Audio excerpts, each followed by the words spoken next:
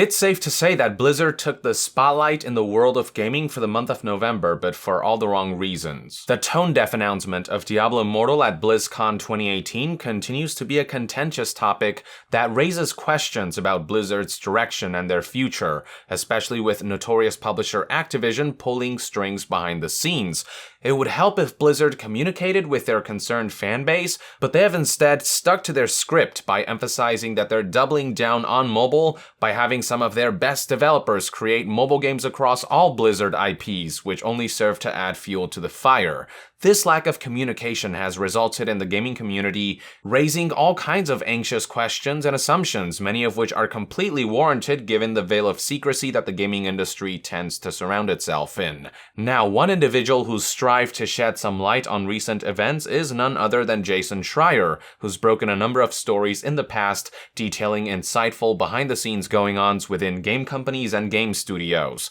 In light of the recent outrage against Blizzard and against Diablo specifically, these were the topics Jason focused on in his latest investigative report, and I'd like to highlight the important segments while providing my own take along the way. According to Jason, he spoke to 11 current and former Blizzard employees to search for answers regarding the state of the company and prospects for the future. The article began by pointing out that despite Activision overseeing Blizzard since 2008 when they took over Vivendi, Blizzard's holding company back then, Blizzard has for the most part acted as a separate entity, a stark contrast from other Activision divisions and subsidiaries. However, Blizzard employees have seemingly raised concerns that, quote, something deep within the company's culture may be changing. When Blizzard was asked for comment on said concerns, a representative replied with the following statement: Blizzard has been and continues to be a developer-driven company. All of the games we create represent ideas our game developers themselves are passionate about. This is as true for Diablo Immortal as it was for Warcraft, Orcs and Humans, or Overwatch, or any game we've ever made. We believe that the best games to make are ones that our developers believe in. The article then proceeded to detail how shortly before the release of the Diablo 3 expansion, Reaper of Souls, it was announced internally that a planned follow-up expansion would be cancelled in favor of beginning work on Diablo 4, with the overall sentiment being that Blizzard executives seemed to think that Diablo 3 was a giant fuck-up that they didn't want the studio to invest more time and resources into. This particularly stung for the ground floor developers because this decision had been made before even seeing how Reaper of Souls performed. While the developers acknowledged that they made some grave mistakes with Diablo 3's launch, particularly where the auction house and its effects on the loot system was concerned, they felt as though they had fixed everything with Reaper of Souls, and in turn, they were really excited about what they could do beyond that.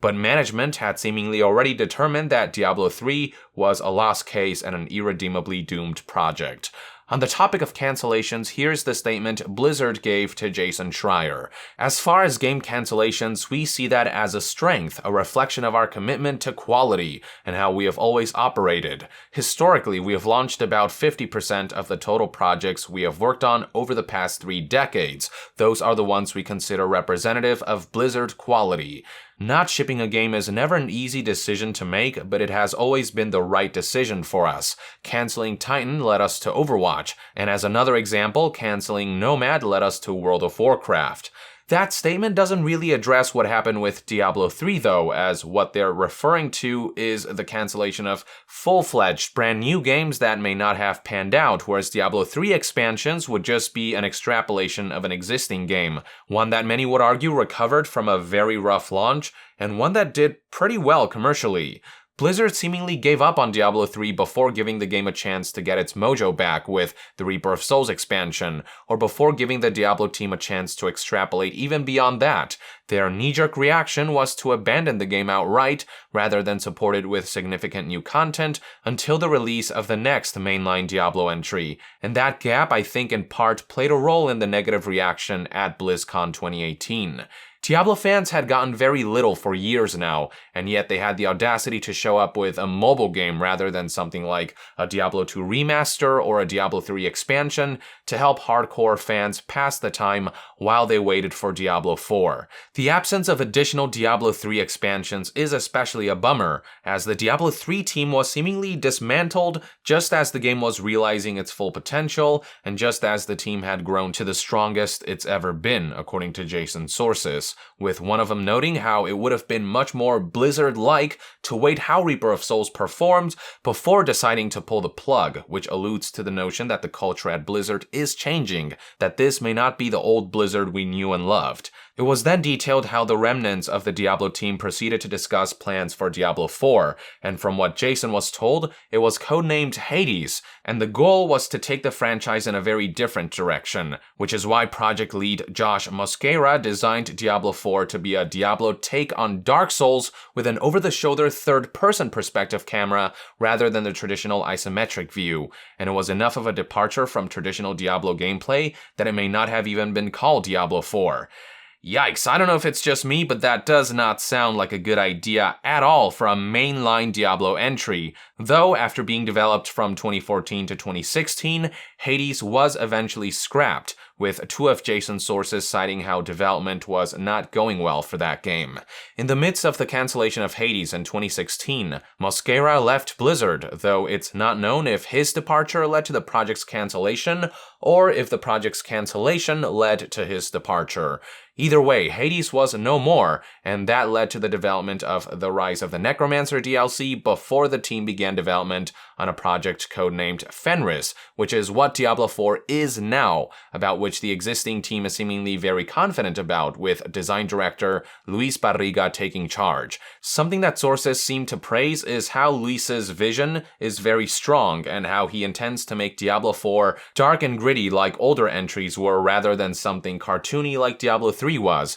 which many longtime players were not a fan of. As a matter of fact, one of the game's main pillars is apparently embrace the darkness. Project Fenris is apparently still in early stages of development and likely won't be out until at least 2020, and there's still debate about whether the camera should be isometric or if they should try the third-person camera from Hades, though existing builds are based on a traditional isometric camera. I for one hope that they keep the isometric camera, as it is part of Diablo's core identity, and shifting away from that won't sit well with many fans at all. If they are so keen on making a third-person Diablo game, I say they should perhaps do that with a spin-off. Something else that the development team of Fenris is looking into is adding more social components into the game with light MMO elements akin to Destiny, particularly where things like hubs where you can meet other players or instance dungeons akin to Destiny strikes that can be tackled cooperatively are concerned. To be fair, Diablo has always been a very social game, so I wouldn't say Diablo is ill-suited for some modern multiplayer features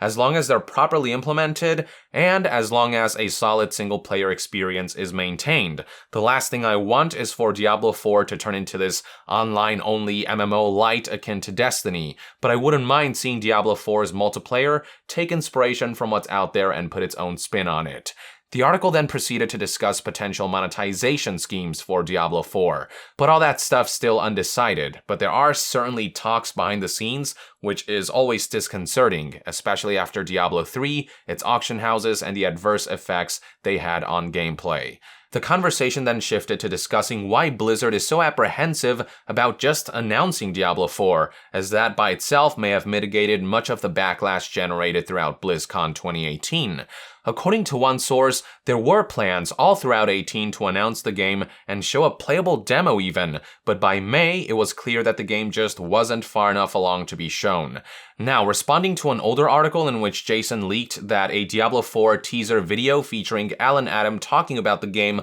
was meant to be shown at BlizzCon 2018 before it was pulled last minute, Blizzard was adamant about expressing that they did not pull any announcements from the event. But Jason's source insists it's all semantics and that there were definitely plans to tease Diablo 4 at some point this year. From there, one theory that was presented in regards to why Blizzard won't so much as mention Diablo 4 is that they don't want a repeat of Titan, the MMO that started development in 2007 before it was unceremoniously cancelled in 2013. And though it would eventually go on to inspire the massively successful Overwatch, it was a lot of wasted time and resources, and it attracted a lot of negative publicity. In that context, it makes sense that Blizzard would want to make sure that Diablo 4 has a solid direction and development is in a good place before making any commitments publicly. As Blizzard said, our preference is to have a clear announcement plan with some concrete details and hopefully a playable demo of the game when we announce. I'm completely fine with that, and I think many fans are as well, but the emphasis on a mobile game during a celebration event that's mainly attended by PC gamers and console gamers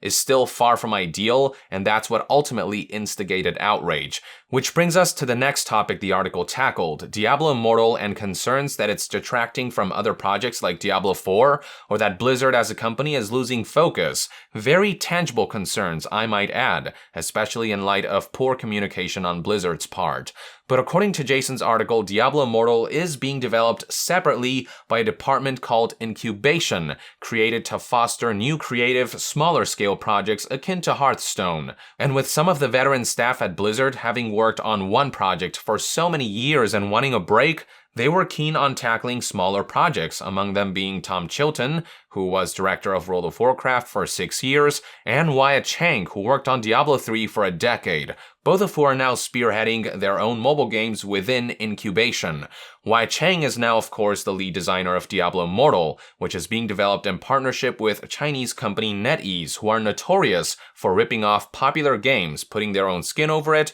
and monetizing it to hell and back. One of Jason's sources, a current developer, affirmed what many of us feared, stating, quote, "Essentially, it exists because we have heard that China really wants it. It is really for China." 3 other sources also corroborated that the original plan was to release Diablo Immortal in China first and test the waters for a few months or even a year before releasing it in the West, especially with China having much lower standards when it comes to final game releases, though it was eventually decided that Blizzard would polish the game for a simultaneous global release. The article then made it a point to emphasize that, according to sources, developers want to make these mobile games rather than being forced into it, in large part because there is a craving to work on smaller scale projects rather than on years-long AAA endeavors. As a result, another mobile title that's in development is a Warcraft game inspired by Pokemon Go, and apparently it's not just being made because it has the potential to be financially lucrative,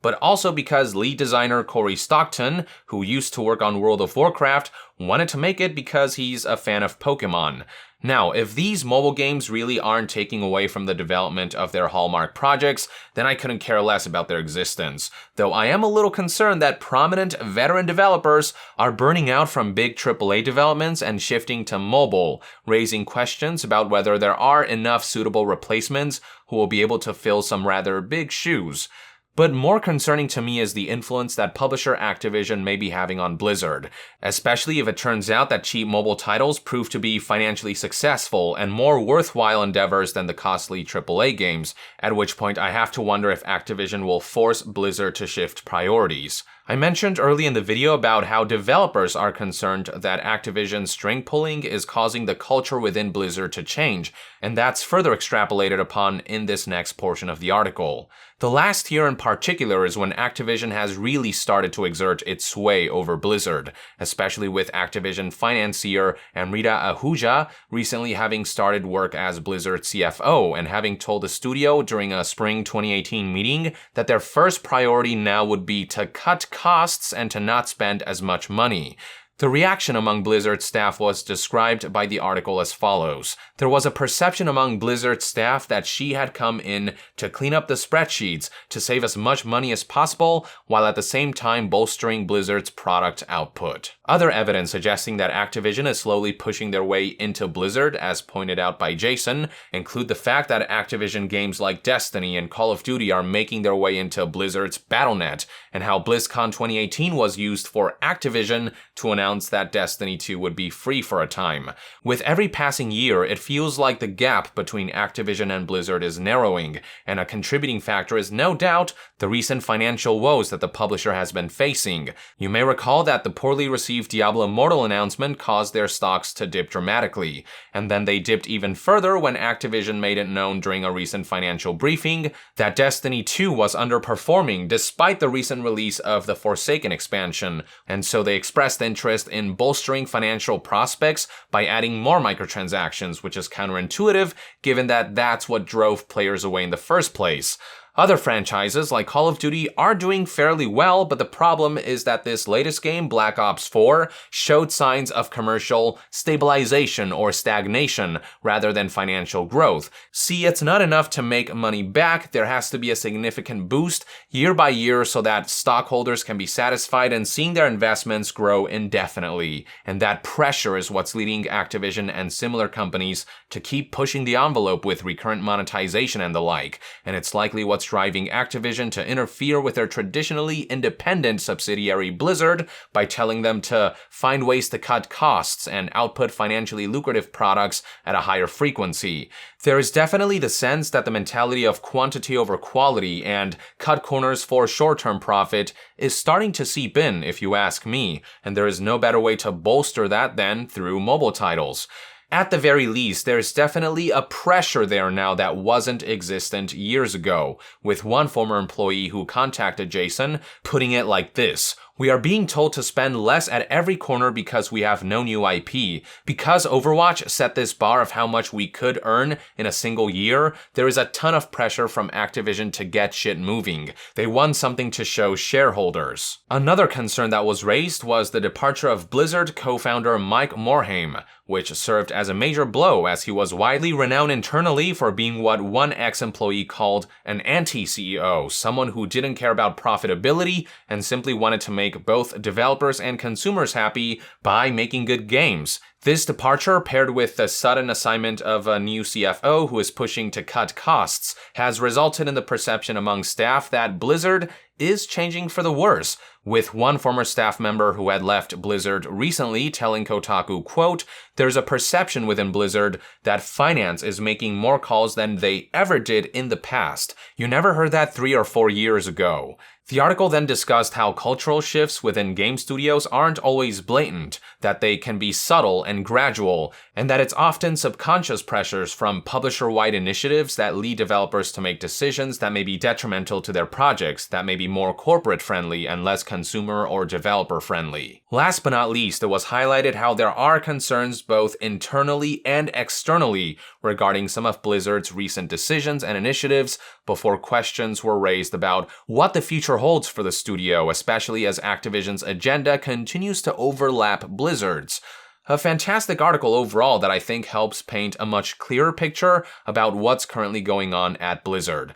As I've said before, my main concern isn't Diablo 4, as I know the game is well into development, and it's good to know that Diablo Immortal won't have any tangible effects on Diablo 4's development. And my concern isn't even Blizzard dabbling into mobile games. I'm more troubled by decisions Blizzard has made recently that lead me and many others to believe something just isn't right. The tone deafness of Blizzard's Diablo Immortal announcement and of ensuing panels and conferences only seem to indicate that the company is losing touch with its consumers, while the unfortunate circumstances behind Diablo 3, the initiative to cut costs, and the push for output quantity over output quality seem to indicate that the company, upper management in particular, may be losing touch with its developers. From both inside and outside, Blizzard is gradually becoming less recognizable, and the anxiety and uncertainty stemming from that has, I think, in large part contributed to the ongoing backlash. Across the board, it's possible to sense that slowly but surely corporate influence is starting to seep through, and while it would be premature to declare what the future holds, there is an understandable sense of trepidation and foreboding in this current climate.